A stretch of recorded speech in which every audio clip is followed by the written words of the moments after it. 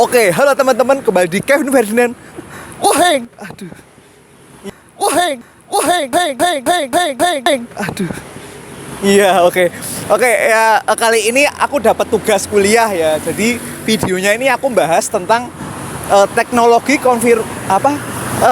teknologi komunikasi dan informasi. Nah, itu oh iya, itu mata kuliah ya. Jadi topik yang aku bahas yaitu tentang pariwisata ya. Jadi aku mau bahas salah satu destinasi wisata di Indonesia yaitu Pulau Bali. Nah, teman-teman semua pasti keren gitu ya. Jadi teman-teman semua pasti tahulah Pulau Bali lah.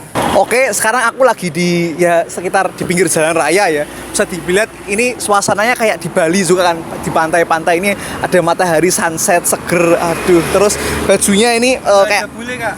Apa? Kok nggak ada bule? Oh, beda, ini lokal, beda. Ya, bulenya nanti panggil. Jadi ini sudah vibes-nya kayak Bali-Bali ini. Bajunya juga lokal ini kan, ya lokal. Ada batiknya. Terus ini kita di pinggir semacam pantai tapi ya semacam pantai tapi ini kali ya, tapi mirip-mirip lah. Ada sunset ini kan mirip-mirip. Oh iya, udah cukup turun.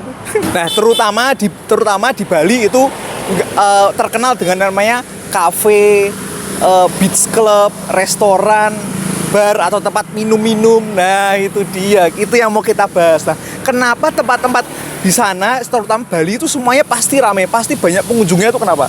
Nah, kali ini kita mau bahas, kita mau ulas lebih dalam lagi. Berdasarkan data pengunjung ya, di Pulau Bali sejak tahun 1969 sampai 2019 selalu ada kenaikan. Bisa dilihat tabel di sini ya. Jadi di tahun 1969 itu kalau tidak salah cuman hanya sekian ratus ribu, terus awalnya 100 ribu, terus ada 500 ribu sampai 1 juta tahun 2000-an, terus sampai 2019 itu mencapai 6 juta orang per tahun. Itu banyak banget tuh, 6 juta. Iya, makanya di Pulau Bali 6 juta itu wah, banyak banget lah pokoknya lah ya. Terus yang kedua nih, ada data dari TripAdvisor. Tahun 2018, Bali menjadi nomor 1 destinasi terbaik di dunia. Wih, keren banget kan. Di Indonesia ada satu tempat destinasi wisata terbaik sedunia. Berarti bisa dibilang hampir semua orang dunia ini datang ke Pulau Bali gitu. Sampai ada juga ya beberapa bule itu, ada YouTuber bikin video gitu, beberapa bule itu taunya Pulau Bali tapi negara Indonesia nggak tahu. Padahal Pulau Bali itu kan punyanya Indonesia ya kan. Nah, itu dia bisa sampai benar-benar bisa dibilang brandingnya Pulau Bali itu benar-benar sampai negaranya aja nggak tahu, taunya pulaunya doang. Itu dia. Emang luar biasa Pulau Bali. Ini anak muda zaman sekarang kan, apalagi yang anak muda yang hits gitu ya, yang di Instagram yang selebgram fotonya ya entah gimana lah, itulah yang keren wih ya itulah. Nah, Habis benar-benar habis itu nggak termasuk di Bali banyak gitu. Nah, jadi sudah tidak asing dengan nama daerah-daerah di Bali seperti Seminyak, Ubud, Canggu, Badung, Kuta, Jimbaran. Aduh, itu semua mereka tahu semua itu. Nah, tempat itu sudah pasti dikunjungi oleh anak-anak muda kalau mau terlihat wah keren, hits di media sosial Instagram terutama ya. Oke, kenapa tempat wisata di Bali itu tuh selalu ramai, selalu banyak pengunjungnya? Itu kenapa? Yaitu karena mereka tuh hampir semua usaha-usaha wisata itu menggunakan namanya media sosial dan menggunakan internet untuk memasarkan usahanya. Nah, apalagi zaman sekarang ya, anak muda supaya dilihat agar terlihat wah, terus dipuji sama temennya, wih keren, wih ini habis dari mana nih, wih keren banget ya gitu kan. Nah, mereka harus foto-foto di tempat-tempat yang bagus. Nah, teman-temannya itu nanti bakal penasaran sama tempat temennya foto di Instagram itu dan bakal mengunjungi ke tempat tersebut yang di-share di Instagram. Padahal itu adalah salah satu teknik pemasaran dari usaha wisata tersebut untuk memasarkan usaha wisatanya. Jadi lewat Instagram gitu ya. Padahal mereka upload itu sebenarnya juga pengunjung sebenarnya juga ikut memasarkan usaha tersebut gitu. Terkadang ada beberapa tempat wisata tuh yang memberikan promo atau diskon ke pengunjung. Jadi supaya pengunjung itu dapat diskon, mereka harus foto di tempat tersebut dan harus diupload ke Instagram. Nah, padahal itu kan adalah strategi dari usaha tersebut untuk memasarkan tempat wisata tersebut melalui media sosial pengunjung tersebut. salah satu tempat yang paling ramai dan ini dibicarakan di media Indonesia maupun di luar negeri. Jadi tempat wisata ini bisa dibilang tidak hanya terkenal di Indonesia, tapi juga terkenal di luar negeri. Wah, keren banget kan, bisa ada tempat wisata di Indonesia tapi terkenal juga di luar negeri loh. Namanya apa? Yaitu Omnia Bali.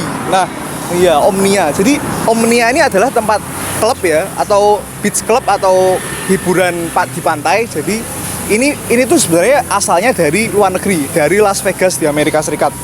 Dan perusahaan tersebut si Omnia ini berani membuka cabang di Indonesia, di Bali. Berarti keren banget kan? Berarti bisa dibilang di Bali ini mempunyai peluang yang sangat besar. Karena kekuatan ini pun juga karena kekuatan dari teknologi dan media sosial. Jadi hampir semua orang tahu sampai jauh-jauh sampai Las Vegas sana bisa ke Indonesia mau buka cabang juga di sini. Yang kedua nih adalah salah satu tempat namanya bar. Kalau bar itu kan kayak tempat minum-minumnya orang bule lah. Itu kan bisa dibilang budayanya orang luar negeri gitu kan, minum-minum alkohol gitu kan. Kalau kita minum alkohol malah mabuk gitu ya. Kalau di sana nggak tahu kenapa orang di sana minum banyak kuat, nggak apa-apa kuat, malah minum tiap hari. Kita minum tiap hari langsung nah itu itulah. Jadi nah ada salah satu bar di Bali namanya Sandbar. Sandbar ini, jadi aku tahu tempat ini dari ada salah satu vlogger Indonesia namanya Winson Renaldi ya, di sini videonya. Jadi dia itu ngomong kalau di bar ini itu pengunjungnya semuanya orang bule semua, orang luar negeri semua. Padahal tempat ini di Bali, di Indonesia, tapi pengunjungnya semuanya bule. Yang lokal cuma dia sendiri. Yang lokal cuma dia sendiri dan karyawan yang kerja di Sandbar tersebut. Nah, jadi bisa dibilang Sandbar ini berhasil menciptakan segmen di media sosial bahwa ini tempat bar ini segmennya hanya untuk orang-orang luar negeri atau bule atau mancanegara. Itu sampai jarang banget ada orang lokal yang datang ke bar tersebut. Jadi Sandbar ini juga berhasil menciptakan citranya di media sosial Instagram. Nah, oke, kita tadi sudah ngomong panjang lebar ya. Jadi topik ini kita simpulkan bahwa teknologi komunikasi dan informasi itu pengaruhnya sangat besar terhadap pariwisata, dan untuk mempopulerkan usaha pariwisata tersebut memang harus dibutuhkan namanya strategi secara online maupun di internet dan media sosial, karena supaya orang dari luar kota hingga sampai luar negeri supaya tahu harus menggunakan namanya media sosial. Nah, apabila usaha tersebut tidak menggunakan online atau hanya offline, mereka bisa bilang akan ketinggalan zaman. Itu. Oke, sekian video dari aku. Terima kasih teman-teman sudah nonton. Jangan lupa like, comment, subscribe, dan see you in next video. Wahai.